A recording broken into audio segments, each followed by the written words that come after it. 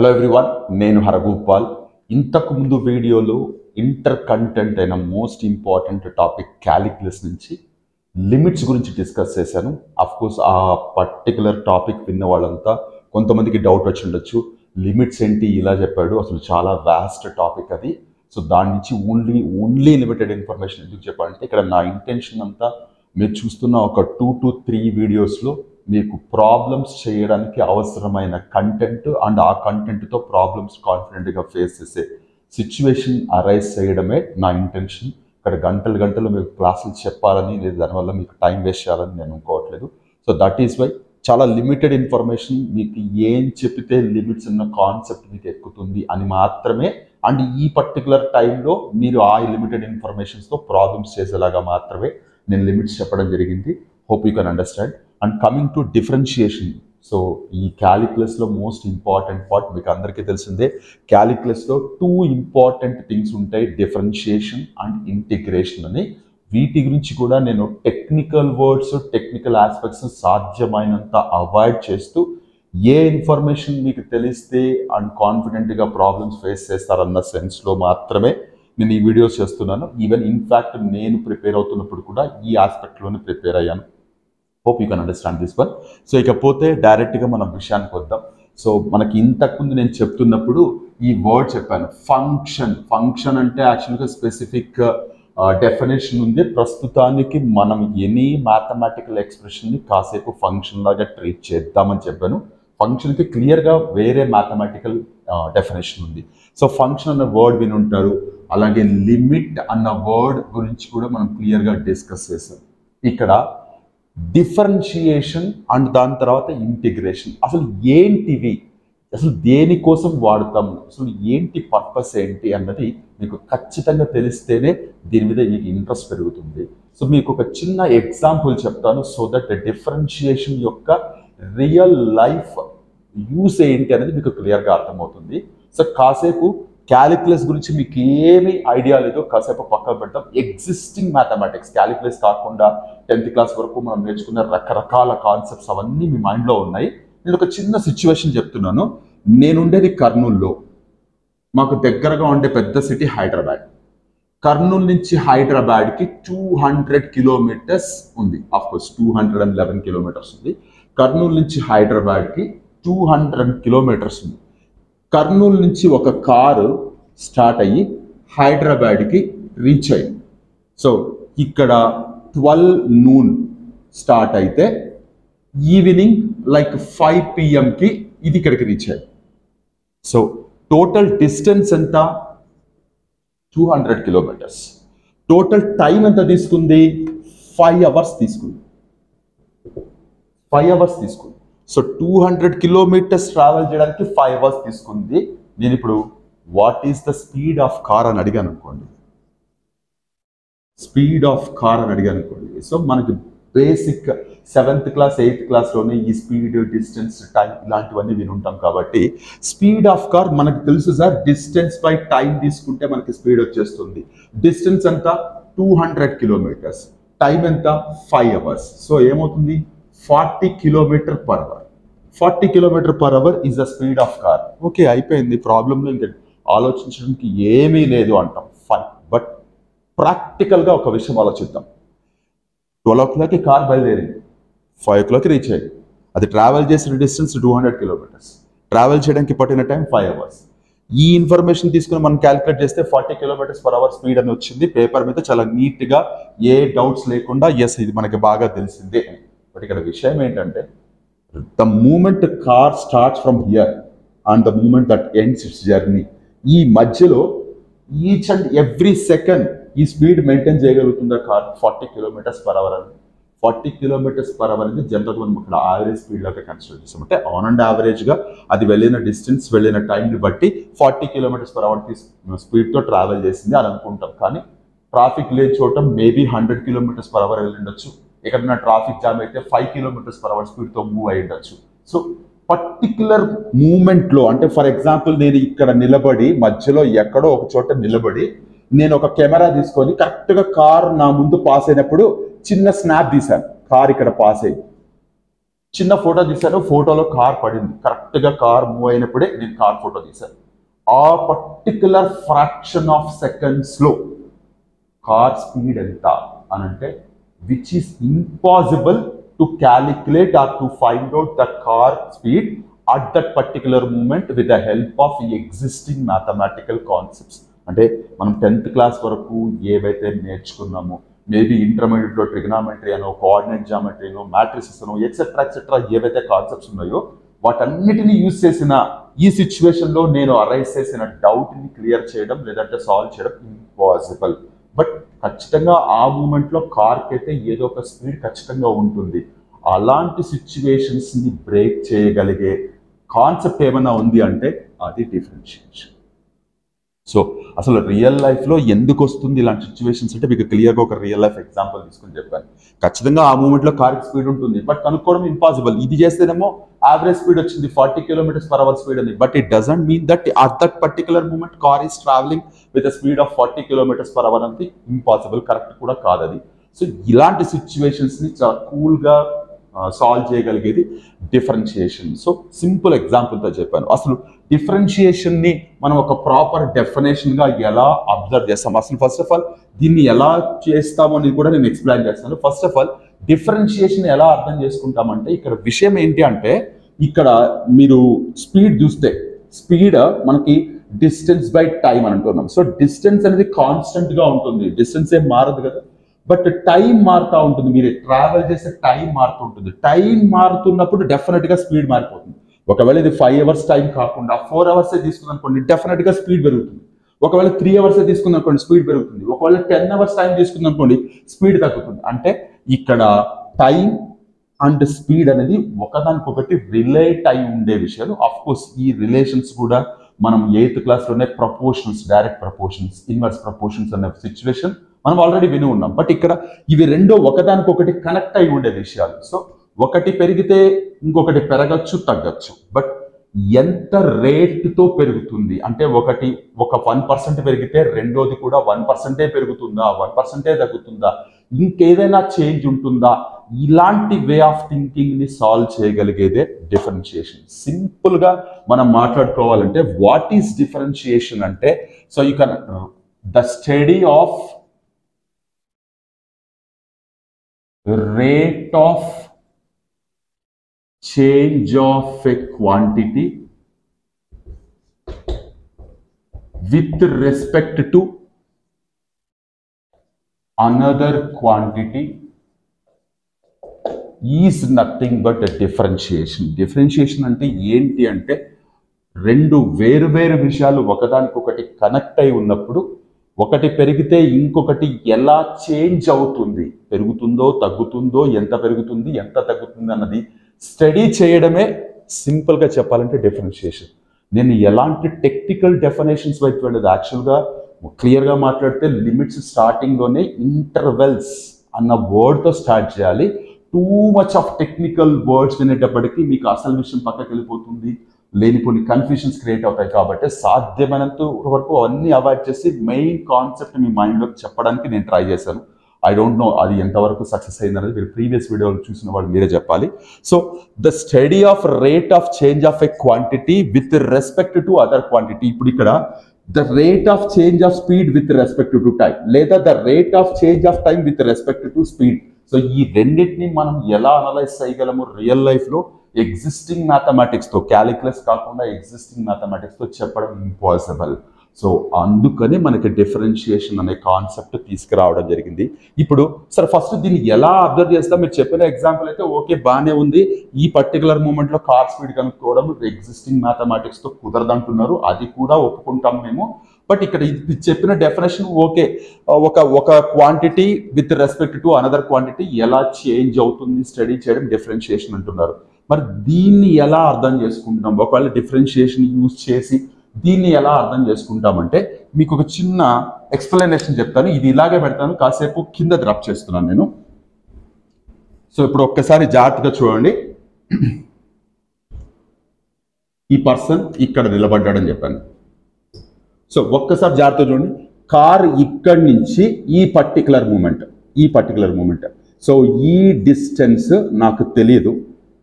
So ఇప్పుడు జాగ్రత్తగా చూడండి, మనకి తెలిసింది ఏంటంటే speed equal to distance by time అని మనం ఎప్పుడో లోయర్ క్లాసెస్లో చదువుకున్న ఫార్ములా ఇది.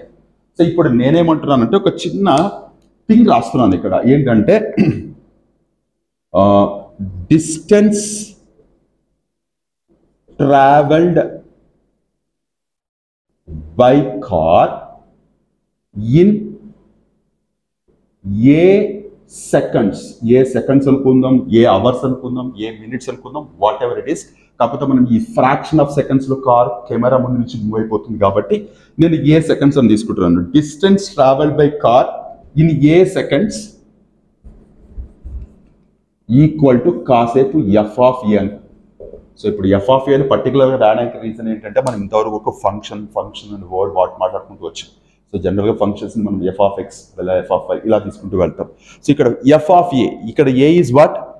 Time. F of A is what? Distance. So ఇప్పుడు ఇక్కడ డిస్టెన్స్ కనపడుతుంది, టైం కనపడుతుంది.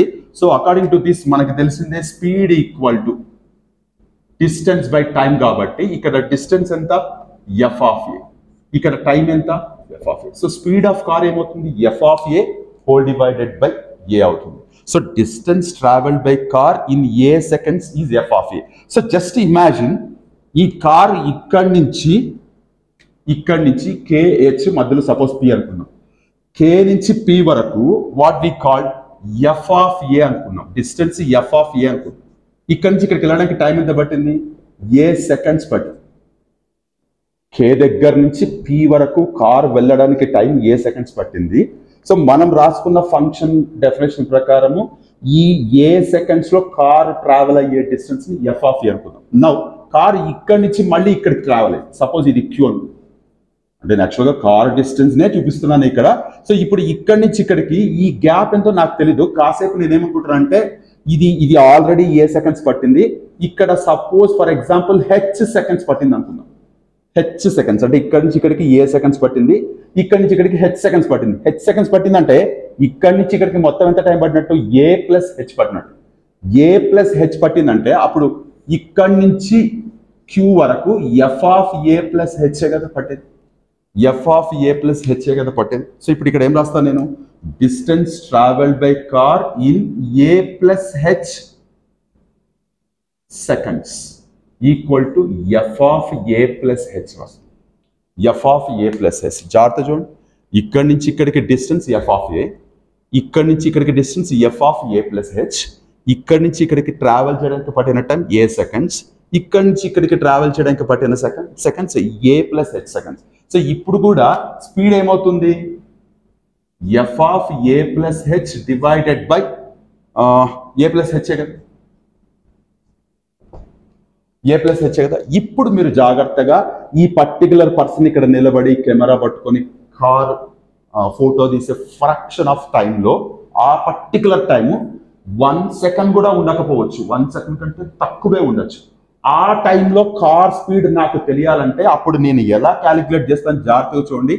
ఇక్కడి నుంచి ఇక్కడి వరకు 200 కిలోమీటర్స్ రబ్ చేస్తున్నాను నేను.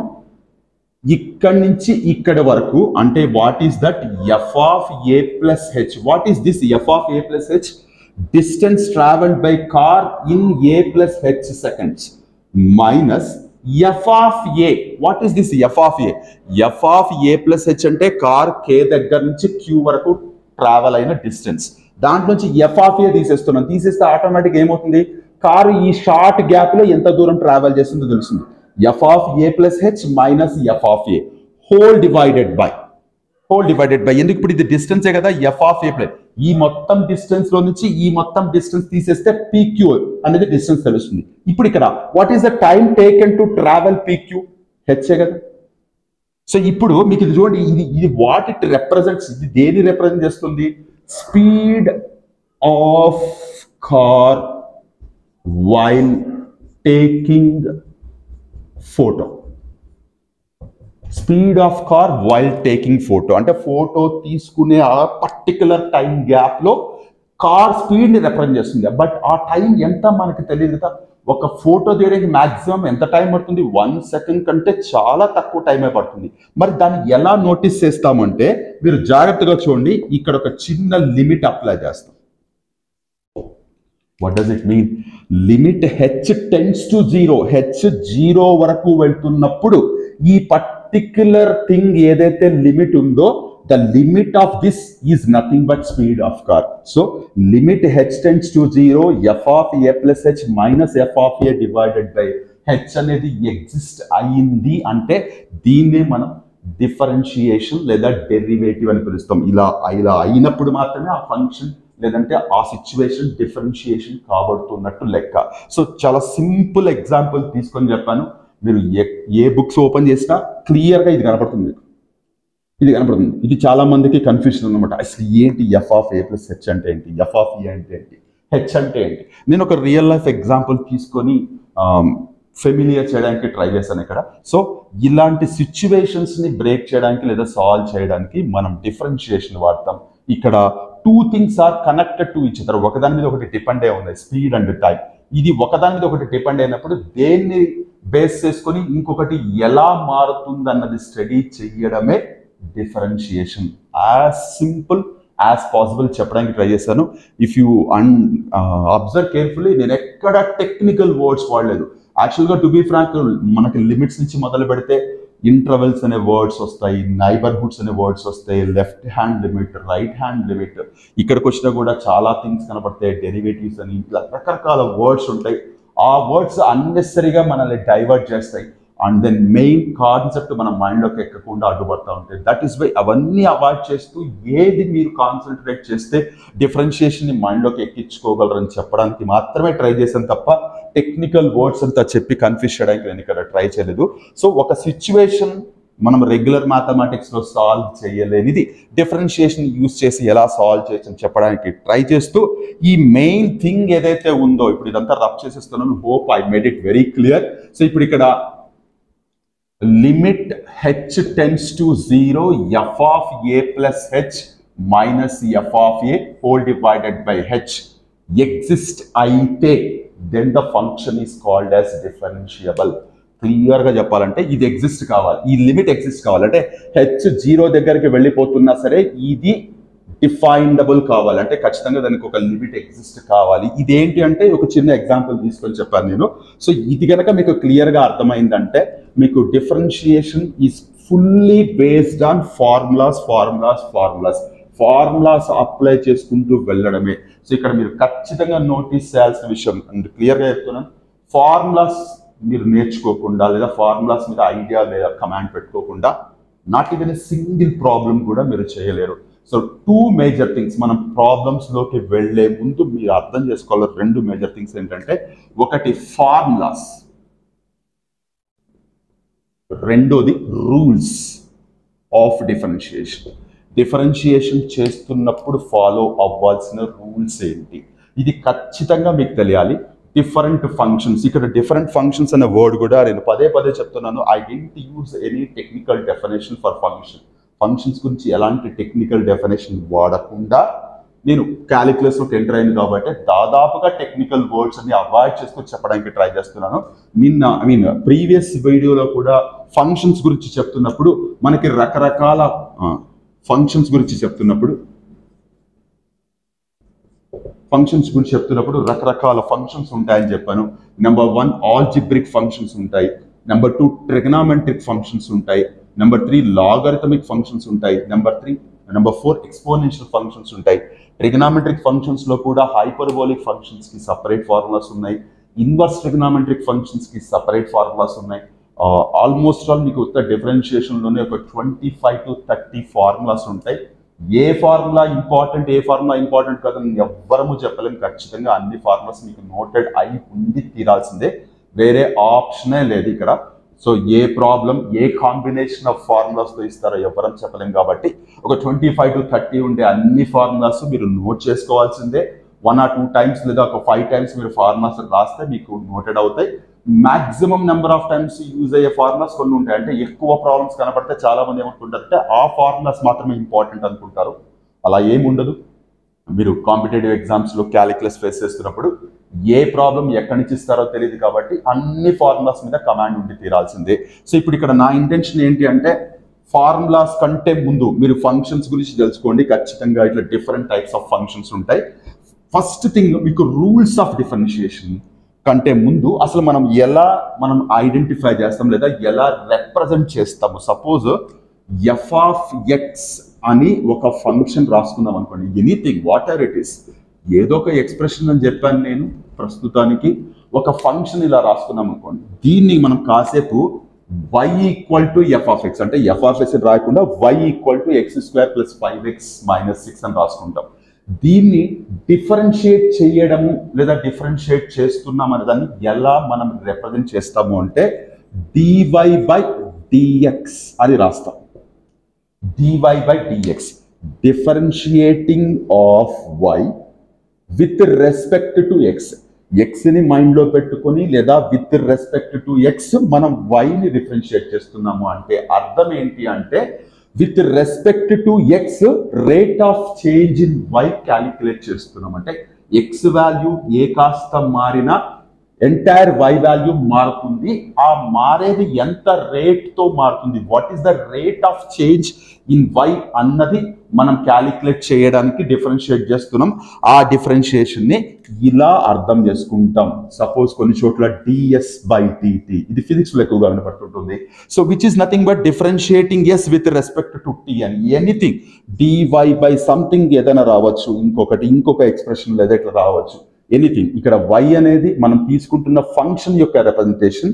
d బై dt అంటే differentiating with respect to t, d by dx differentiating with respect to x, d by ds differentiating with respect to s. ఇలా సో డిఫరెన్షియేషన్ దేని చేస్తున్నాం, పక్కన ఏదైనా ఉండొచ్చు, f of x g of x ఏదైనా ఉండొచ్చు, ఇవన్నీ ఫంక్షన్ రిప్రజెంట్ చేస్తాయి. అండ్ ఇక్కడ ఇంకొక చిన్న విషయం, f ఆఫ్ x అనేది ఒక ఫంక్షన్ అనుకుంటే దీన్ని డిఫరెన్షియేట్ చేసిన తర్వాత d by dx of f of x మనం దీన్ని f డాష్ x తో రిప్రజెంట్ చేస్తాం. f డాష్ x తో రిప్రజెంట్ చేస్తాం. ఇక్కడ f డాష్ x తో రిప్రజెంట్ చేస్తాం. అంటే f dash x is what, differentiation జరిగిన తర్వాత వచ్చే రిజల్ట్ మనకి f డాష్ x తో రిప్రజెంట్ చేస్తాం. ఇప్పుడు నేను చెప్పేదంతా as simple as possible information మాత్రమే. ఎక్కువగా మీరు కన్ఫ్యూజ్ అయ్యేది ఏది నేను ఇక్కడ ఇంక్లూడ్ చేయలేదు. దీనికి కూడా మీరు కన్ఫ్యూజ్ అవ్వాల్సిన అవసరం అసలు ఏమీ లేదు. Be very clear with everything. So ఇప్పుడు ఇక్కడ అసలు ఫార్ములాస్లోకి వెళ్లే ముందు మీరు ఖచ్చితంగా గుర్తుపెట్టుకోవాల్సిన విషయం ఏంటంటే సింపుల్గా you can understand Das rules of differentiation. అంటే డిఫరెన్షియేషన్ డిఫరెంట్ సిచ్యువేషన్స్లో చేస్తున్నప్పుడు వాట్ టు బి ఫాలోడ్ అన్నది ఖచ్చితంగా తెలియాలి మీకు. సో ఏంటి అంటే నంబర్ 1 సమ్ రూల్ అని పిలుస్తాం. సమ్ రూల్ అంటే అర్థం ఏంటంటే మనకి d by dx of f of x which represents a function. ఒకటే ఫంక్షన్ ఇస్తే ఇబ్బంది ఏమీ లేదు. అలా కాకుండా కొన్నిసార్లు ఇంకొక ఫంక్షన్ తీసుకొచ్చి ఇస్తారు. అంటే 2 ఫంక్షన్స్ కనబడతా ఉంటాయి. ఇప్పుడు ఫర్ ఎగ్జాంపుల్ నేను ఇందాక రాసిన X square minus 5x plus 6 అని రాశాను. యాక్చువల్గా మీకు ఇదంతా ఒకటే ఎక్స్ప్రెషన్ లాగా కనపడుతుంది, కానీ ఎక్స్ స్క్వేర్ అనేది ఒక పర్టికులర్ థింగ్, 5x అనేది ఇంకొకటి, 6 అనేది ఇంకొకటి, 3 వేరు వేరు విషయాలు ఉన్నట్టే. సో ఇలా కనుక ఉన్నప్పుడు దీన్ని మనం ఇండివిజువల్ గా d by dx of f of x plus d by dx of g of x plus or minus. ఇక్కడ g ఆఫ్ x ఎందుకు రాస్తున్నామంటే f ఆఫ్ x అనేది ఒక ఫంక్షన్, g ఆఫ్ x అనేది ఇంకొక ఫంక్షన్, ఇంకొకటి ఏదైనా వస్తే h ఆఫ్ x అని రాసుకుంటాం. సో ఒకవేళ మధ్యలో ప్లస్ కానీ మైనస్ కానీ ఉంటే ఇండివిజువల్ టర్మ్స్ కి మనం ఆల్జిబ్రాలో మాట్లాడితే ఇది ఫస్ట్ టర్మ్, ఇది సెకండ్ టర్మ్, థర్డ్ టర్మ్, లేదా how many terms are there, so 3 terms ఉన్నాయని చెప్తాం కదా. ఎవ్రీ టర్మ్ ని ఇండివిజువల్ గా డిఫరెన్షియేట్ చేయాల్సిందే సమ్ రూల్లో. అలా కాకుండా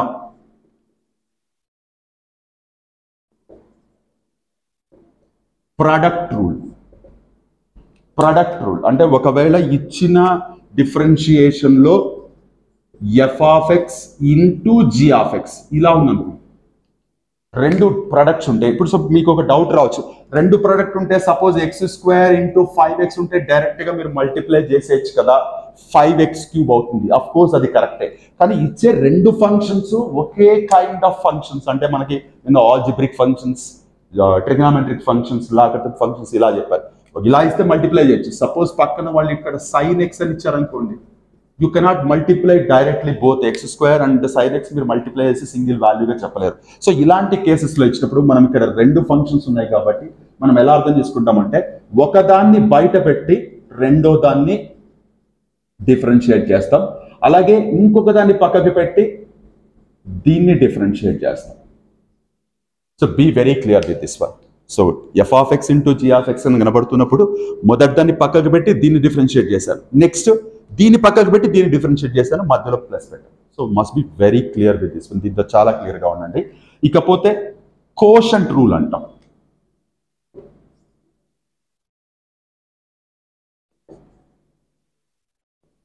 కోషంట్ రూల్ అంటే నేను ఇక్కడ రాస్తున్నాను, ప్లేస్ సరిపోలేదని, D by DX of F of X by G of X. అంటే ఇప్పుడు ఇక్కడేమో డిఫరెంట్ ఫంక్షన్స్ని యాడ్ చేసో లేదా సబ్ట్రాక్ట్ చేసో రావచ్చు, రాసేసాను. అదే ఫంక్షన్స్ని మల్టిప్లై చేసి రాయొచ్చు, ఇక్కడ అర్థమైపోయింది. ఇక్కడ మాత్రం మీరు చూస్తే G of X whole square అంటే కింద డినామినేటర్లో ఏ ఫంక్షన్ ఉందో దాని స్క్వేర్, ఇక్కడ జీ ఆఫ్ ఎక్స్ పక్కకు పెట్టి D by DX of F of X minus F of X పక్కకు పెట్టి D by DX of G of X. So ఈ పర్టికులర్ రూల్స్ మనం డిఫరెన్షియేషన్ చేస్తున్నప్పుడు మనకిచ్చే క్వశ్చన్లో ఫంక్షన్స్ మధ్య ఆపరేషన్స్ అడిషన్ ఉందా, ప్రొడక్ట్ ఉందా, కోషంట్ ఉందా అన్నది ఇనీషియల్గా మనం అబ్జర్వ్ చేయాల్సిన విషయం. దాని తర్వాతే ఫార్ములాస్ ఏంటి, ప్రాసెస్ ఏంటి, ఇదంతా తర్వాత విషయం. సో ఖచ్చితంగా ఇవి మూడు మీరు మైండ్లో పెట్టుకోవాలి. సో నేను ఇక్కడ మీరు కనుక మీ ఏదైనా టెక్స్ట్ బుక్ ఓపెన్ చేసి చెక్ చేస్తే నేను చెప్పింది నాట్ ఈవెన్ 5% కూడా కాదు సార్, ఏదో ఒకటి జస్ట్ లైక్ దట్ చెప్పేసరి తను ఇక్కడ నుండి చాలా ఇన్ఫర్మేషన్ ఉంది అదంతా అవాయిడ్ చేశారని మీకు అనిపించవచ్చు. Still I'm sticking on this word. నేను ఈ పర్టికులర్ 1 hour or 2 hours టైంలో క్యాలిక్యులస్ అండ్ డిఫరెన్షియేషన్ మీద మీకు లిమిటెడ్ ఇన్ఫర్మేషన్తో ప్రాబ్లమ్స్ ఎలా ఫేస్ చేస్తారు లేదా చెయ్యాలి అన్న ఉద్దేశంతోనే నేను ఇనీషియల్ పాయింట్స్ గురించి మాట్లాడుతున్నాను తప్ప డీపర్ అండర్స్టాండింగ్ పాయింట్ ఆఫ్ వ్యూలో మాట్లాడలేదు. ఇప్పుడు ఇదే కాన్సెప్ట్ ఇంటర్మీడియట్ పిల్లలకు చెప్పాల్సి వస్తే ఇలా కాదు, చాలా పిన్ పాయింట్ నుంచి చెప్పుకుంటూ రావాలి. ఎందుకంటే దాన్ని బేస్ చేసుకుని ఐఐటి లెవెల్లో చాలా ప్రాబ్లమ్స్ ఉంటాయి. బట్ ఇక్కడ నా ఇంటెన్షన్ అది కాదు. లిమిటెడ్ ఇన్ఫర్మేషన్తో మనం డిఎస్సిలో ఉండే ప్రాబ్లమ్స్ని ఎలా ఫేస్ చేస్తాం, ప్రతి problem will be based on formula and concepts. ఇవి రెండు మనకి ఫస్ట్ తెలిస్తే కొన్నిసార్లు టెక్నికల్ వర్డ్స్ తెలుసుకోవడం వల్ల కూడా మనకి పెద్దగా ఉపయోగం ఉండకపోవచ్చు అన్నది నా పర్సనల్ ఒపీనియన్. మీరందరినీ నమ్మమని నేను చెప్పట్లేదు, నా పర్సనల్ ఒపీనియన్ అది. So hope first of all ఇవి మూడు చాలా క్లియర్గా నోట్ చేసుకోండి. దీని తర్వాత నేను బోర్డు మీద కొన్ని ఫార్ములాస్ రాస్తాను, మొత్తం బోర్డు అంతా. ఆ ఫార్ములాస్ కూడా క్లియర్గా నోట్ చేసుకోండి. ఈ ఫార్ములాస్ నేను ఏం చెప్పకపోయినా మీకు టెక్స్ట్ బుక్స్లో కనబడతాయి, బట్ స్టిల్ నేను ఫార్ములాస్ రాస్తాను. ఆ ఫార్ములాస్ అన్ని ఒక చోట నోట్ చేసుకోండి. సో డిఫరెన్షియేషన్ అంటే సో ఒక పర్టికులర్ ఫంక్షన్ యొక్క రేట్ ఆఫ్ చేంజ్ని with respect to the variable కనుక్కోవడమే డిఫరెన్షియేషన్ అన్నది అర్థమైతే చాలు. సో ఫార్ములాస్ అండ్ రూల్స్ తెలిస్తే దాదాపుగా 95% ఆఫ్ ప్రాబ్లమ్స్ అన్ని మనం కాన్ఫిడెంట్గా ఫేస్ చేయొచ్చు. సో కాబట్టి ఫస్ట్ ఆఫ్ ఆల్ ఇది నోట్ చేసుకోండి. నోట్ చేసుకున్న తర్వాత నేను ఫార్ములాస్ రాస్తాను, అవి కూడా నోట్ చేసుకున్న తర్వాత మనం ప్రాబ్లమ్స్ డిస్కస్ చేద్దాం. Just have a look here. మీరు అదంతా నోట్ చేసుకున్న తర్వాత నేను ఫార్ములాస్లోకి వెళ్తాం. So let us have a look here. Formulas టోటల్గా 17 రాస్తాను నేను. హైపర్బోలిక్ ఫంక్షన్స్కి అలాగే ఇన్వర్స్ హైపర్బోలిక్ ఫంక్షన్స్కి ప్లేస్ సరిపోలేదని రాయలేదు. ఈవెన్ మీలో ఎవరి దగ్గరైనా ఇంటర్మీడియట్ టెక్స్ట్ బుక్ ఉంటే ఎంటైర్ లిస్ట్ ఆఫ్ ఫార్ములాస్ యాస్టీస్ కూడా ఉన్నాయి. ఈవెన్ నేను కూడా అక్కడి నుంచే మొత్తం డంప్ చేసి రాశాను. ఈ ఫార్ములాస్ ఇట్ మేబీ అరౌండ్ ఇంకొక 10 to 12 ఉండొచ్చు. ఓవరాల్గా ఒక 30 ఫార్ములాస్ వస్తాయి మీకు. ఈ 30 ఫార్ములాస్ ఖచ్చితంగా మీకు A to Z వచ్చి ఉండాలి. ఫార్ములాస్ దగ్గర ఏమాత్రం కన్ఫ్యూజ్ అయినా అసలు no meaning of attempting the questions attempt చేయడం అనేది ఇంపాసిబుల్ అసలు first of all. So be very clear with this formulas. నేను ఒక 2-3 ఎగ్జాంపుల్స్ చెప్తాను ఇక్కడ రఫ్గా, ఆ తర్వాత మెయిన్ ప్రాబ్లమ్స్లోకి వెళ్తాం. రూల్స్ ఫాలో అవుతూ అలాగే ఫార్ములాస్ యూజ్ చేసుకుంటూ ప్రాబ్లమ్స్ ఎలా చేస్తాం మేబీ అదన్నీ ఈ వీడియోలో డిస్కస్ చేస్తాం. ఆ తర్వాత ఫర్దర్ వీడియోలో లిమిట్స్ నుంచి డిఫరెన్షియేషన్ నుంచి ప్రీవియస్ పేపర్స్లో ఏమొచ్చాయో చెప్తాను. అండ్ ఇంటిగ్రేషన్ కూడా చెప్తే ఓవరాల్గా క్యాలిక్యులస్కి సంబంధించిన ప్రాబ్లమ్స్ ఫేస్ చేయడానికి అవసరమైన ఇన్ఫర్మేషన్ నేను చెప్పినట్టు అవుతుంది. ఆ తర్వాత డిపెండ్స్ ఆన్ యువర్ ప్రాక్టీస్, మీకు కమాండ్ వస్తుంది. సో ఒక చిన్న ఎగ్జాంపుల్ చెప్తున్నాను నేను. ఇక్కడ మనకి నార్మల్ ఆల్జిబ్రిక్ ఫంక్షన్స్ కనబడుతుంది. dy dx ఆఫ్ కాన్స్టెంట్ అంటే any numerical value. Suppose dy dx of 7 అని అనుకోండి, ఖచ్చితంగా 0 అవుతుంది. అంటే న్యూమరికల్ వాల్యూ యొక్క రేట్ ఆఫ్ చేంజ్ ఎలా ఉంటుంది, ఎక్స్ ఎంత మారినా దీంట్లో ఉండే చేంజ్ అయితే ఏముండదు కదా, అందుకనే 0 చేంజ్ అన్నట్లు మాట్లాడతాం. So d/dx of X power N, మీరు గమనిస్తే ఇదే పర్టికులర్ థింగ్ మనకి లిమిట్స్ లో కూడా వచ్చింది. Limit x tends to 0 X power N equal to X power N minus A power N by X minus A equal to ఇదే వచ్చింది. So ఇప్పుడు ఇక్కడ d/dx of suppose X power 6 తీసుకున్నాం అనుకోండి, n దగ్గర 6 పెట్టుకుంటే అప్పుడు ఇది ఏమవుతుంది, ఈ 6 ముందుకు వస్తుంది, 6 పైన ఉండే పవర్ ఒకటి తగ్గుతుంది, 6x పవర్ 5 అవుతుంది. సో ఇలా d/dx of algebraic functions, constant and exponential, logarithmic, trigonometric, ఇలా డిఫరెంట్ కాంబినేషన్ ఆఫ్ ఫంక్షన్స్ తో మనకి ప్రాబ్లమ్స్ ఉంటాయి. ఫార్ములాస్ నోటెడ్ అయి ఉండడం కంపల్సరీ, అవి వదిలేసి ఒక్క ప్రాబ్లం కూడా మనం దాని వైపు కూడా చూడలేము. సో ఇవందరూ మైండ్లో పెట్టుకోవాలి. ఈ ఫార్ములాస్ అన్ని ఒక చోట నోట్ చేసుకోండి. నేను ఇక్కడ ప్లేస్ సరిపోదని నేను రాయలేదు. సో ఇంకొక 10 to 12 ప్రాబ్లమ్స్ ఉంటాయి, అవి కూడా ఒకటే చోట నోట్ చేసి పెట్టుకుంటే మనకి different problems. So just formulas and rules follow అవుతూ ఫార్ములాస్ అప్లై చేయడం అనేది ఇనీషియల్ థింగ్. మీకు దాదాపుగా 80 to 90% ఆఫ్ ప్రాబ్లమ్స్ అన్ని ఇంకా ఈ బేస్ మీదే ఉంటాయి అన్నమాట. వెరీ రేర్ కేసెస్లో మాత్రమే నేను ఏవైతే స్కిప్ చేశానో, నైబర్హుడ్ అని, ఇంటర్వెల్స్ అని, ఇలా కొన్ని వర్డ్స్ ఉన్నాయి కదా, కంటిన్యూటీ ఆఫ్ ఫంక్షన్స్ అని, వీటి మీద మేబీ ఒక్క క్వశ్చన్ అయితే ఎక్స్పెక్ట్ చేయొచ్చు. నా ఇంటెన్షన్ ఎలా ఉండిందంటే ఆ ఒక్క బిట్ కోసం అంత ఇన్ఫర్మేషన్ డంప్ చేసి లేనిపోని కన్ఫ్యూజన్ ఎందుకు క్రియేట్ చేయాలనే ఉద్దేశంతో మెయిన్ థీమ్ మాత్రమే తీసుకొని చెప్తున్నాను. సో ఈ ఫార్ములాస్ అన్ని ప్రస్తుతానికి మనం వచ్చే ప్రాబ్లమ్స్ లో అప్ టు ఒక్కసారి మీరు జాగ్రత్త చూడండి, sin x cos x tan x cot x secant x cosecant x, మళ్ళీ ఇవన్నీ ఇన్వర్స్ ట్రిగ్నామెట్రిక్ ఫంక్షన్స్ వీటికి. So and then logarithmic functions, normal algebraic functions, exponential function, వీటి ఫార్ములాస్ ఖచ్చితంగా ఇవి తెలుసుకొని ఉండాల్సిందే, నోటెడ్ అయి ఉండాల్సిందే, వేరే ఆప్షనే లేదు. అండ్ దీని మీద ప్రాబ్లమ్స్ ఎలా ఉంటాయి అనేది మనం ఇప్పుడు ఫర్దర్ చూద్దాం. హోప్ ఈ ఫార్ములాస్ అందరూ నోట్ చేసుకుంటున్నారని అనుకుంటున్నాను. నోట్ చేసుకున్న తర్వాత మనం నెక్స్ట్ వెళ్దాం. సో జస్ట్ రబ్ చేస్తున్నాను, మనం will move to the problems here. Have a look here. చూడండి, మనం ఒక 4 to 5 ప్రాబ్లమ్స్ డిస్కస్ చేద్దాం. ఫార్ములాస్ అని అక్కడ నోట్ చేశాను, అది కూడా ఒక 10 formulas, trigonometric functions, logarithmic functions, exponential functions, algebraic functions together రాశాను. And then rules of differentiation already మీ మైండ్లో ఉన్నాయని అనుకుంటున్నాను. వాటిని యూజ్ చేస్తూ ఎలా సాల్వ్ చేస్తాం, వాళ్ళు ఒక ఆల్జిబ్రిక్ ఫంక్షన్ ఇచ్చి డిఫరెన్షియేట్ చేయమంటున్నారు, లేదా ఫైండ్ ద డెరివేటివ్ అనుకోమంటున్నారు, విచ్ ఈస్ నథింగ్ బట్ మనం దీన్ని ఇలా రాసుకోవచ్చు కదా, d/dx of root X plus 2x power 3/4 plus 3x power 5/6, అంతే కదా దీని మీనింగ్. ఇప్పుడు అకార్డింగ్ టు సమ్ రూల్ లోపల 3 టర్మ్స్ కనపడుతున్నాయి, ఎవ్రీ టర్మ్ కి ఇండివిజువల్ గా డిఫరెన్షియేట్ చేయాల్సిందే. సో దీన్ని మనం d/dx ఆఫ్ రూట్ ఎక్స్ అని ఉంది, దీన్ని నేను x పవర్ 1/2 అని రాసుకుంటున్నాను, plus d/dx of 2x power 3/4 రాసుకుంటున్నాను, plus d/dx of 3x power 5/6 అని రాసుకుంటున్నాను. ఫైన్ బాగా. ఇప్పుడు ఏది అప్లై చేస్తే, ఏ ఫార్ములా యూజ్ చేస్తే మనకి డిఫరెన్షియేషన్ జరుగుతుంది, క్యాలిక్యులేషన్ ముందుకు వెళ్తుందంటే, మీరు చూస్తే X power N equal to N into X power N minus 1 అంది కదా. సో ఇక్కడ ఇదేమవుతుంది, ఈ పర్టికులర్ 1, ఈ పార్ట్ ఎన్ కాబట్టి ముందుకు వస్తుంది 1/2 ఎక్స్ పవర్ 1/2 మైనస్ 1 ప్లస్ ఇక్కడ ఇది కాన్స్టెంట్ వాల్యూ. ఒకవేళ మీరు 2 అనేది కాన్స్టెంట్ వాల్యూ, ఎక్స్ అనేది normal X power N form లో ఉంది, నేను ప్రొడక్ట్ రూల్ అప్లై చేస్తానని అన్నా కూడా మీకు ప్రొడక్ట్ రూల్ చేస్తే ఏమవుతుంది, d/dx ఆఫ్ 2 పక్కన పెట్టుకుంటే ఎక్స్ పవర్ 3/4 అవుతుంది, ఎక్స్ పవర్ 3/4 పక్కన పెట్టుకొని d/dx ఆఫ్ 2 చేస్తే ఇదేమవుతుంది, ఇది 0 అయిపోతుంది. 0 అయితే ఈ మొత్తం టర్మ్ అంతా పక్కకు వచ్చినట్టు. అంటే మీరు దీన్ని సింపుల్ గా 2 బయటికి తీసేసి రాసేయచ్చు. చాలా మంది ఇలా చెప్పగానే 2 ఎందుకు బయటికి తీశారు, 2ని డిఫరెన్షియేట్ చేయరా అని డౌట్ పడతా ఉంటారు. సో మనం ప్రొడక్ట్ రూల్ అప్లై చేసిన ఆ పర్టికులర్ పార్ట్, అంటే differentiating this constant entire thing 0 అయిపోతుంది, కాబట్టి దాని ముందు ఇది ఉన్నా కూడా మొత్తం 0 అయిపోతుంది. ఆ టర్మ్ అంతా పక్కకు పెట్టి 2 మాత్రం పక్కకు తీసి, సో దీనికి ఎక్స్ పవర్ 3/4కి అప్లై చేస్తే 3/4 ముందుకు వస్తుంది, X power 3/4 minus 1, X power N form లో ఉంది, N into X power N minus 1 plus 3 పక్కకు తీసి 5/6 ఎక్స్ పవర్ 5/6 మైనస్ 1. సో ఏమవుతుంది ఇది, సో 1/2 ఎక్స్ పవర్ మైనస్ 1/2 అవుతుంది. ఇది క్యాన్సల్ చేస్తే 3/2 ఎక్స్ పవర్ మైనస్ 1/4 అవుతుంది, ప్లస్ ఇది క్యాన్సల్ చేస్తే 5/2 ఎక్స్ పవర్ మైనస్ 1/6 అవుతుంది. మీరు చూస్తే అన్ని చోట్ల 1/2 కామన్ ఉంది కాబట్టి 1/2 పక్కకి తీస్తే మీకు ఇది 1/√x అవుతుంది, అంతే కదా. -1 ప్లస్ 3 1/x పవర్ లేదా 4th రూట్ ఆఫ్ x అవుతుంది, plus 5/x 6th root of x అవుతుంది, అంతేనా. సో ఓవరాల్గా దీన్ని డిఫరెన్షియేట్ చేస్తే ఇది వచ్చింది. ఇంత సింపుల్గా ప్రాబ్లమ్స్ ఉంటాయా అంటే that is depends on situation.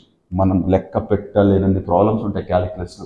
ఏది తీసుకొచ్చి ఎక్కడ ఇస్తారో మనం చెప్పలేం, కానీ అలాంటి పెద్ద పెద్దవన్నీ ఇప్పుడే ఆలోచించకుండా మనకు ఒక ప్రాబ్లం ఇస్తే మనం ఆలోచించాల్సింది ఫాలో అవ్వాల్సిన రూల్ ఏంటి, ఫాలో అవ్వాల్సిన ఫార్ములా ఏంటి, దట్స్ ఆల్. ఇవి తెలిస్తే చాలు మీకు 90% ఆఫ్ ప్రాబ్లమ్స్ చాలా కాన్ఫిడెంట్గా ఫేస్ చేయొచ్చు అన్నది నా పర్సనల్ ఒపీనియన్.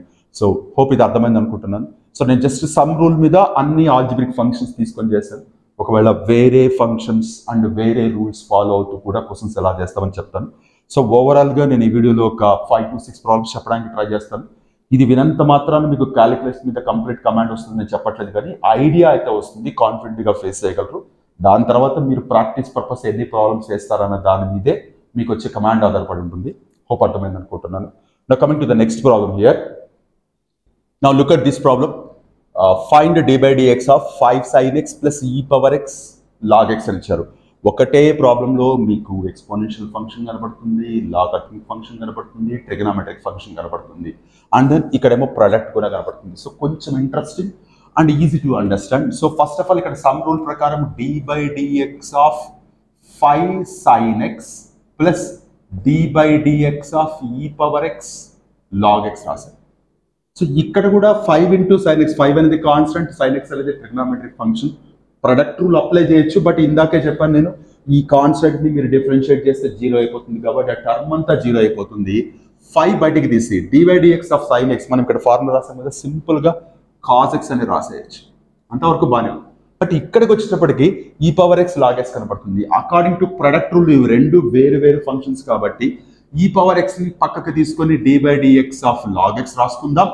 అలాగే log x పక్కకి తీసుకొని d by dx of e power x రాసుకుందాం. సో ఇది వచ్చేసి 5 cos x అలాగే ఉంటుంది. ఇదేమవుతుంది చూడండి, e power x అలాగే ఉండి log x ఏముంది వచ్చింది 1/x వచ్చింది, అంటే e power x by x రాసేయచ్చు. ప్లస్ ఇది log x అలాగే ఉంది, e power x డిఫరెన్షియేట్ చేసిన సేమ్ థింగ్ వస్తుంది కాబట్టి సో దీన్ని డిఫరెన్షియేట్ చేస్తే ఇది వచ్చింది. Just formula and the rule of differentiation ఎలా అప్లై చేస్తాం లేదా ఎప్పుడు డిఫరెన్షియేట్ చేస్తాం, దేన్ని పక్కకు పెడతాం, దేన్ని చేస్తాం, ఈ క్లారిటీ ఉంటే దాదాపుగా అన్ని ప్రాబ్లమ్స్ కాన్ఫిడెంట్గా చేయొచ్చు అని చెప్పడమే నా ఉద్దేశం. హోప్ అర్థమైంది అనుకుంటున్నాను. ఇంకొక 2 to 3 ప్రాబ్లమ్స్ చూద్దాం. Have a look here. చూడండి, f of x equal to something ఏదో ఆల్జిబ్రిక్ ఫంక్షన్ లాగా ఇచ్చారు. ఫైండ్ f'1 అని అడిగారు. f' x అంటే ఆల్రెడీ చెప్పాను, f' x is nothing but f of x అనేది ఫంక్షన్ అనుకుంటే దాన్ని డిఫరెన్షియేట్ చేసిన తర్వాత వచ్చే దాన్ని మనం f' తో రిప్రజెంట్ చేస్తాం. సో ఈ f' ఈ x ప్లేస్లో మనం ఏమన్నా పెట్టుకోవచ్చు. ఈ ఫంక్షన్ డిఫరెన్షియేట్ చేస్తే వచ్చేదైతే మారదు, దాని తర్వాత మనం సబ్స్టిట్యూట్ చేసే దాన్ని బట్టి దాని వాల్యూ మారుతుంది. ఇప్పుడు ఇక్కడ f'1 కనుక్కోమన్నారు. f'1 కనుక్కోవాలి అంటే ఫస్ట్ ఆఫ్ ఆల్ మీరు f' x కనుక్కోవాలి. f' అంటే ఏంటి, ఇచ్చిన ఫంక్షన్ని డిఫరెన్షియేట్ చేయాలి. డిఫరెన్షియేట్ చేసిన తర్వాత వచ్చే ఎక్స్ప్రెషన్ లేదా function whatever we call, దాంట్లో ఎక్స్ ప్లేస్ దగ్గర ఎక్కడ ఎక్స్ ఉంటే అక్కడ 1 సబ్స్టిట్యూట్ చేయాలి అన్నది ఈ పర్టికులర్ ప్రాబ్లం యొక్క మీనింగ్. ఇంటర్మీడియట్లో ఇది one of the important problem లాగా కన్సిడర్ చేస్తూ ఉంటారు. సో ఇప్పుడు నేను ఏం చేస్తున్నా అంటే d by dx of 1 plus x plus x power 2 plus x power 3 plus and so on x power 100 రాసుకుంటున్నాను. So ప్రతిదానికి డిఫరెన్షియేట్ చేసుకుంటూ వెళ్ళాలి యాక్చువల్గా, టు బి ఫ్రాంక్. బట్ మొత్తం ఎన్ని టర్మ్స్ ఉన్నాయి ఇక్కడ, 1 నుంచి మొదలుపెట్టి అంటే x power 0 నుంచి మొదలుపెట్టి x power 100 వరకు అంటే 101 టర్మ్స్ ఉన్నాయి. మీరు డిఫరెన్షియేట్ చేసినప్పుడు ఇవన్నీ సమ్ రూలే ఫాలో అవుతాం కదా మనం. ప్రతి టర్మ్ డిఫరెన్షియేట్ చేయాలి. మొదటి term d by dx of 1 ఏమైపోతుంది, 0 అయిపోతుంది. సెకండ్ టర్మ్ ఏమవుతుంది, d by dx of x అని ఉంటే d by dx of x అని ఉంది, దీన్ని 1 అని రాసుకోవచ్చు కదా. సో దీన్ని ఏమని రాయొచ్చు, d by dx of x power 1 into x power 1 minus 1 into x power 0 which is nothing but 1 into 1 which is nothing but 1 అంటే ఇది 1 అవుతుంది. సిమిలర్లీ ఇది చూడండి ప్లస్ x స్క్వేర్ ని డిఫరెన్షియేట్ చేస్తే 2x అవుతుంది. ప్లస్ 3x² అవుతుంది, అంతేనా? ప్లస్ 4x³ అవుతుంది అండ్ సో ఆన్. చివరిది ఏమవుతుంది? 100x⁻99 అవుతుంది. ఇది రబ్ చేసేద్దాం. 100x⁻99 అంటే మీరు దీన్ని డిఫరెన్షియేట్ చేస్తే ఇప్పుడు ఇది f(x) అనుకుంటే ఇది నాకు f'(x) అయింది. f'(x) ఏమొచ్చింది? 0 + 1 + 2x + 3x² + 4x³ + 100x⁻99 వచ్చింది. ఇప్పుడు వేరెవర్ x ఇస్ దేర్ మనం f'(1) క్యాలిక్యులేట్ చేయాలనుకుంటే ఎక్కడ x ఉంటే అక్కడ 1 పెట్టుకుంటే వెళ్దాం. 0 + 1 ఇక్కడ x 1 పెడితే 2, ఇక్కడ 1 పెడితే 3, ఇక్కడ 1 పెడితే 4, నెక్స్ట్ 5 అండ్ సో ఆన్. ఇక్కడ 1 పెడితే 100. So which is nothing but 1 నుంచి 100 వరకు నెంబర్స్ యొక్క సమ్ కనుక్కోమన్నారు. సింపుల్ గా మనం n+1/2 ఫార్ములా, న్యాచురల్ నెంబర్స్ యొక్క సమ్ కి ఈ ఫార్ములా యూజ్ చేస్తాం. నెంబర్ 3లో బేసిక్ ఫార్ములా ఇది. So 100 × 101/2 which is going to be 5050. So interesting కదా. జస్ట్ డిఫరెన్షియేషన్ ఎక్కడ వాడాం ఇక్కడ వాడామంటే, దీని తర్వాత అంతా రెగ్యులర్ క్యాలిక్యులేషన్. సో ఏదో ఆల్జిబ్రాలో ప్రాబ్లం చేసేటట్టు ఫీలింగ్ ఉంటుంది. సో డిఫరెన్షియేషన్ చేస్తున్నప్పుడు not only the pure differentiation problems, ఇలాంటి ఆల్జిబ్రాకి సంబంధించిన కాన్సెప్ట్స్ యూజ్ చేయాల్సిన ప్రాబ్లమ్స్ కూడా ఉంటుంటాయి. దీన్ని వన్ ఆఫ్ ది ఇంపార్టెంట్ ప్రాబ్లమ్గా కన్సిడర్ చేస్తూ ఉంటారు ఇంటర్మీడియట్ పిల్లలు. సో హోప్ అర్థమైంది అనుకుంటున్నాను. ఇలాంటిదే ఇంకొక ప్రాబ్లం ఉంది, అది కూడా డిస్కస్ చేద్దాం. Have a look here. Now look at this question. ఒక ఫంక్షన్ ఇచ్చారు, దాన్ని డిఫరెన్షియేట్ చేసిన తర్వాత f'(0 + 3 × f'-1 prove that they are equal to 0 అన్నారు. దెన్ యాక్చువల్గా క్వశ్చన్ ఇలా ఇచ్చారు, ప్రూవ్ దట్. సో ఇది చేస్తే 0 అవుతుంది ప్రూవ్. అంటే ఇక్కడ మీరు f'(0, f'-1 కనుక్కోవాలంటే first of all దీన్ని మీరు డిఫరెన్షియేట్ చేయాల్సిందే. So d/dx of 2x² + 3x - 5. So మీరు ఫస్ట్ డిఫరెన్షియేట్ చేయాల్సిందే. సో దీన్ని డిఫరెన్షియేట్ చేస్తే ఏమవుతుంది? ఇది 2, ఈ 2 ముందుకు వస్తుంది x, అంతేనా? 2x² డిఫరెన్షియేట్ చేస్తే ప్లస్ 3 × 1 -0. సో ఏమైంది మీకు? 4x + 3 వచ్చింది. అంటే వాట్ ఈస్ దిస్? f'(x) అనేది 4x + 3 వచ్చింది. మనకు కావాల్సింది ఏంటి? f'(0) కావాలి. f'(0) ఏమవుతుంది? 4 × 0 + 3 which is nothing but 3. What is f'-1? 4 × -1 + 3. So ఏమొస్తుంది? -4 + 3 -1 వచ్చింది. వాళ్ళు అడిగింది ఏంటి? నువ్వు ఇక్కడ వాళ్ళు అడిగింది ఇది కనుక్కోమని. అంటే f'(0 + 3 times of f'-1 కనుక్కోమన్నారు. f'(0) ఎంత వచ్చింది? 3 plus 3 × -1. So 3 - 3 which is nothing but 0. 3 - 3 which is nothing but 0. So ఒక ఫంక్షన్ ఇస్తే దాన్ని డిఫరెన్షియేట్ చేసి వాళ్ళు అడిగిన వాల్యూ సబ్స్టిట్యూట్ చేసి క్యాలిక్యులేట్ చేస్తున్నాం. ఇవన్నీ చాలా ఇంట్రెస్టింగ్గానే ఉంటాయి. ఆల్జిబ్రిక్ ఫంక్షన్స్ వరకు మనకి చాలా బాగా ఎంజాయ్ చేయొచ్చు. కాస్త ఈ trigonometric functions, inverse trigonometric functions ఒకటి కాస్త క్లమ్జీనెస్ పెరుగుతుంది. బట్ కాన్ఫిడెంట్గా ఇవి చేస్తున్నప్పుడు ఎస్ బాగా అర్థమవుతుందని మీకు అనిపిస్తే కాన్ఫిడెంట్గా ఫేస్ చేస్తారు. దట్ ఈస్ పర్టికులర్గా పికప్ చేసి చెప్పడం అనేది. హోప్ అర్థమైంది అనుకుంటున్నాను. ఇంకొక 2 ప్రాబ్లమ్స్ డిస్కస్ చేస్తాను based on quotient rule and some other product rule. Have a look here. Okay, now look at this problem. ఇది some other CBSE book లోంచి పికప్ చేసిన క్వశ్చన్ ఇది. మీరు చూడగానే find the derivative of something, ఇది f(x) అనుకుందాం. So దీన్ని కనుక్కోమన్నారు. చూడగానే మీకు ఇది కోషంట్ ఫామ్ లో కనపడతా ఉంది. సో ఖచ్చితంగా మనం కోషంట్ రూల్ ఖచ్చితంగా ఫాలో అవ్వాల్సిందే. ఒక్కసారి రికాల్ చేస్తున్నాను. d/dx of f(x/g)(x). దీన్ని యాజ్ ఎ కోషంట్ రూల్గా ఎలా రాసుకుంటాం? g(x) హోల్ స్క్వేర్ అనేది కింద వస్తుంది. ఇక్కడ g(x) d/dx ఆఫ్ f(x) లేదా డైరెక్ట్గా f'(x) రాయొచ్చు. Minus f'(x) into d/dx of g(x). ఇది కదా మనం ఫాలో అయ్యేది కోషంట్ రూల్. ఇదే రూల్ ఇక్కడ ఫాలో అవుతాం. సో ఇది వచ్చేసి f(x) అనుకుందాం. ఇది మొత్తానికి f(x) పెట్టాను నేను. ఇది f(x) అనుకుందాం. ఇది వచ్చేసి g(x). సో ఇప్పుడు అకార్డింగ్ టు దిస్ వన్ ఏం రాయొచ్చు మనం? d/dx of 10⁻x by sin x. దీని ఏమని రాయొచ్చు? జాగ్రత్త చూడండి. డినామినేటర్లో sin square x according to this one. So next sin x d/dx of 10⁻x minus 10⁻x d/dx of sin x. Correct అయినా రాశాను according to the quotient rule. So ఇప్పుడు sin x అలాగే రాసుకుంటున్నాను, d/dx ఆఫ్ 10 పవర్ x ఏ form లో ఉంది, d/dx of a power x form లో ఉంది. సో దీని ఏమని రాయొచ్చు, 10 పవర్ x log 10 అని రాయొచ్చు. సో 10 పవర్ x ని వేస్తే minus 10 power x d/dx of sin x ఏమవుతుంది, cos x అవుతుంది, whole divided by sin square x అవుతుంది. సో మీరు చూస్తే కోషంట్ రూల్ అప్లై చేసుకుని రిలవెంట్ ఫార్ములాస్ వాడాను, అంతకుమించి దీంట్లో పెద్దగా నేను చేసింది ఏమీ లేదు. సో చూడగానే ప్రాబ్లం ఏ ఫామ్ లో ఉంది, ఏ రూల్ అప్లై చేయాలి, ఏ ఫార్ములా అప్లై చేయాలి, ఈ క్లారిటీ ఉంటే క్యాలిక్యులస్ లో దాదాపుగా 95 to 98% ఆఫ్ ప్రాబ్లమ్స్ అన్ని హ్యాపీగా చేసి పడేయచ్చు మీరు. అఫ్ కోర్స్ కొంచెం డీప్ గా వెళ్ళే కొద్దీ డిఫరెంట్ లాజిక్స్ ఉంటాయి కాడను, బట్ నా ఉద్దేశం అంతా మీలో కాన్ఫిడెన్స్ బిల్డప్ చేయడం మాత్రమే. ఆ ఉద్దేశంతోనే దీంట్లో చాలా సింపుల్, మీరు కంగారు పడాల్సిన అవసరం లేదని చెప్తున్నాను. సో నేను చెప్పినంత ఈజీ కాకపోయినా మీరు భయపడేంత టఫ్ అయితే కాదు అన్నది నా ఉద్దేశం. ఇది హోప్ అర్థమైంది అనుకుంటున్నాను. ఇలాంటిది ఇంకొక ప్రాబ్లం డిస్కస్ చేస్తాను. Have a look here. Question ఇది కూడా ఇదే ఫామ్ కాబట్టి ఇలా ఈ ఫార్ములా అలాగే పెట్టేశాను. Find the derivative of e power x divided by 1 plus x square అన్నారు. So let be write d/dx of e power x by 1 plus x square ఇంతవరకు రాస్తున్నాను. So according to formula what we can write 1 plus x square whole square ఇంతవరకు రాయొచ్చు. So ఇప్పుడు 1 plus x square d/dx of e power x minus e power x into d/dx of 1 plus x square. So దీన్ని ఎలా రాస్తాం జాగ్రత్తగా చూడండి. డినామినేటర్లో మనం simplify చేయడానికి ఏమీ లేదు, అలాగే పెట్టేస్తున్నాం. సో ఇప్పుడు ఇక్కడ కూడా 1 ప్లస్ x స్క్వేర్ అలాగే పెడుతున్నాను. ఈ పవర్ ఎక్స్ని డిఫరెన్షియేట్ చేస్తే ఎలాంటి చేంజ్ ఉండదు కాబట్టి ఈ పవర్ ఎక్స్ రాస్తున్నాను మైనస్ ఈ పవర్ ఎక్స్.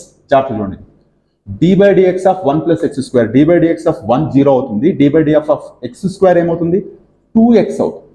సో డైరెక్ట్గా రాసేస్తుంది. ఈ రెండిట్లో ఏం కామన్ తీయచ్చు మీరు, ఈ పవర్ ఎక్స్ కామన్ తీయచ్చు. చేస్తే ఏమొస్తుంది 1 plus x square minus 2x వస్తుంది, whole divided by 1 plus x square whole square అవుతుంది. కొంచెం జాగ్రత్తగా అబ్జర్వ్ చేయండి. ఇది ఏ ఫామ్ లో ఉంది, a square plus b square minus 2ab form లో ఉంది. దీన్ని if I'm not wrong 1 minus x whole square రాసుకోవచ్చు. Yes 1 minus x whole square రాసుకోవచ్చు, 1 plus x square whole square రాసుకోవచ్చు. సో ఓవరాల్గా ఇది ఆన్సర్ అవుతుంది. So my dear friends, calculus మీద ఫార్ములాస్ బేస్ చేసుకొని దాదాపుగా మీరు ఏ డిఎస్సి పేపర్ చూసినా డిఫరెన్షియేషన్ మీద మీకు ఒక 3 to 4 ప్రాబ్లమ్స్ కనపడ్డాయి అంటే మినిమం దాంట్లో మెజారిటీ ఆఫ్ క్వశ్చన్స్ అంతా మీకు ఫార్ములా అప్లికేషన్, రూల్స్ అప్లికేషన్, రూల్స్ని ఫాలో అవుతూ ఫార్ములాస్ని యూజ్ చేస్తూ ఆ సిచ్యువేషన్కి లేదా ఇచ్చిన ఫంక్షన్ని ఎలా డిఫరెన్షియేట్ చేస్తారు అన్న దాని మీదే మనకి క్వశ్చన్స్ అన్నీ ఉంటాయి. ఇక్కడ నా ఉద్దేశం కాంప్లికేటెడ్ థింగ్స్ చెప్పి కన్ఫ్యూజ్ చేయడం కాకుండా కాన్ఫిడెన్స్ బిల్డప్ చేయడం మాత్రమే. కాబట్టే సాధ్యమైనంత సింపుల్గా మీలో కాన్ఫిడెన్స్ మీకు మీరుగా ఓన్గా చేసుకునే వే క్రియేట్ చేయడం కోసం చెప్పాను. ఎస్ డైరెక్ట్గా నేను స్టార్టింగ్ ఆఫ్ వీడియోలో కూడా చెప్పాను, చాలా టెక్నికల్ వర్డ్స్, టెక్నికల్ ఇష్యూస్ పక్కకు పెట్టి స్ట్రైట్ అవే ప్రాబ్లమ్స్ని ఎలా ఫేస్ చేస్తాం అన్న దాని మీదే కాన్సన్ట్రేట్ చేసి చెప్పాను తప్ప ఎంటైర్ క్యాలిక్యులస్ మీకు నేర్పించాలన్న ఉద్దేశంతో నేను ఈ వీడియో చేయలేదు. ఎందుకంటే ఇంటర్మీడియట్ స్టూడెంట్స్కి ఇలా చెప్తే అసలు కంప్లీట్గా విచ్ ఈస్ రాంగ్ ఇది ఖచ్చితంగా. ఎందుకంటే వాళ్ళకి క్లియర్గా డిఫరెన్షియేషన్ ఏంటి, నైబర్హుడ్స్ ఏంటి, ఇంటర్వెల్స్ ఏంటి, అసలు డిఫరెన్షియేషన్ని మ్యాథమెటికల్గా ఎక్కడ యూస్ చేస్తాం. నేను ఒక రియల్ లైఫ్ ఎగ్జాంపుల్ తీసుకొని చెప్పాను, మ్యాథమెటికల్గా ఎలా యూస్ చేస్తాం, అసలు ఏంటి గ్రాఫ్స్ ఏంటి, చాలా వర్డ్స్ ఉన్నాయి, చాలా టెక్నికల్ వర్డ్స్ ఉన్నాయి. బట్ అవన్నీ చెప్పి కన్ఫ్యూజ్ చేయడం కంటే కూడా మీలో కాన్ఫిడెన్స్ బిల్డప్ చేయడమే నా ఇంటెన్షన్ కాబట్టి ఇలా చెప్పాను. హోప్ మీరందరూ అర్థం చేసుకుంటారు అనుకుంటున్నాను. సో నేను నెక్స్ట్ ఒక వీడియోలో లిమిట్స్ నుంచి అలాగే డిఫరెన్షియేషన్ నుంచి ప్రీవియస్ పేపర్స్లో ఇచ్చిన క్వశ్చన్స్ డిస్కస్ చేయడానికి ట్రై చేస్తాను. ఆ క్వశ్చన్స్ డిస్కస్ చేస్తున్నప్పుడు నేనేదైనా కాన్సెప్ట్స్ మిస్ అయి ఉంటే వాటి గురించి అక్కడ డిస్కస్ చేస్తాను. సో ఆ ఒక వీడియో తర్వాత మనం ఇంటిగ్రేషన్కి వెళ్దాం. నా ఇంటెన్షన్ అంతా మీ క్యాలిక్యులస్ పార్ట్ ఏదైతే ఉందో limits, differentiation, integration hardly video కూడా మ్యాక్సిమం 2 to 3 అవర్స్ ఆఫ్ వీడియోలో మీకు నేను చెప్పాలని ఇన్ఫర్మేషన్ చెప్తే దాన్ని బేస్ చేసుకుంటూ మీరు ఒక 5 to 6 అవర్స్ వర్కౌట్ చేస్తారంటే you will get enough confidence to face the questions in DSC exam. అది నా ఇంటెన్షన్. సో చాలా క్లియర్గా ఉన్నాను కాబట్టి ఇంత కాన్ఫిడెంట్గా ఇలా మధ్యలో వదిలేసి కూడా చెప్పగలిగాను. మీరందరూ అర్థం చేసుకుంటారు అనుకుంటున్నాను. సో మనం I think I made it very clear. దీంతో డిఫరెన్షియేషన్ గురించి నేను చెప్పాలనుకున్న విషయం ఆపేస్తున్నాను. ఇంకా క్వశ్చన్స్ అంటారా, నెంబర్ ఆఫ్ క్వశ్చన్స్ ఉంటాయి, అవి మీరు ఓన్గా చేసుకుంటూ వెళ్ళడం తప్ప వేరే ఆప్షన్ లేదు. నెక్స్ట్ వీడియోలో ప్రీవియస్ పేపర్స్ నుంచి క్వశ్చన్స్ పికప్ చేసుకుని డిస్కస్ చేస్తాను. లిమిట్స్ అండ్ డిఫరెన్షియేషన్ ఇవి రెండు డిస్కస్ చేస్తాను. దాని తర్వాత మనం ఇంటిగ్రేషన్ తర్వాత ఇంటిగ్రేషన్ నుంచి వచ్చిన క్వశ్చన్స్ అంటే ఇంకొక 3 వీడియోస్తో నేను క్యాలిక్యులస్ పార్ట్ ఫినిష్ చేయడానికి ట్రై చేస్తాను. Hope I made it very clear. మనం నెక్స్ట్ వీడియోలో మళ్ళీ దీని కంటిన్యూషన్ టాపిక్తో మళ్ళీ కలుద్దాం. అంతవరకు take care, keep on practising. మీ హరగోపాల్.